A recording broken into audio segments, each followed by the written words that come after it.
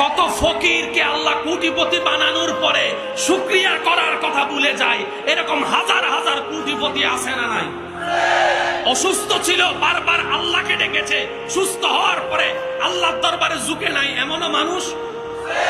সেজন্য ধৈর্য ধরার চেয়ে বড় কঠিন হচ্ছে শুকরিয়া করা। যারা লাইফে সাকসেস করতে চান, আমি আমার জীবন থেকে আপনাদেরকে একটা কথা বলবো, যাই হোক, যেমন হোক, যেভাবে হোক, মন মতো হোক, মন মতো না হোক, বিবেকসম্মত হোক, বিবেকসম্মত না হোক, বুঝে আসুক না আসুক, কোন প্রকার আপত্তি ছাড়া আল্লাহর উপর ভরসা করে ধৈর্যকে সাথে নিয়ে শুধু মুখে একটা শব্দ রাখবেন, আলহামদুলিল্লাহ, আলহামদুলিল্লাহ, আলহামদুলিল্লাহ, আলহামদুলিল্লাহ, আলহামদুলিল্লাহ। পাইলে আলহামদুলিল্লাহ, না পাইলে আলহামদুলিল্লাহ। যেই দিন আপনার একবার শুকরিয়া রবের দরবারে কবুল হয়ে যাবে, লা ইন শাকারতুম লা আযীদান্নাকুম আয়াতের ছায়া তলে আল্লাহ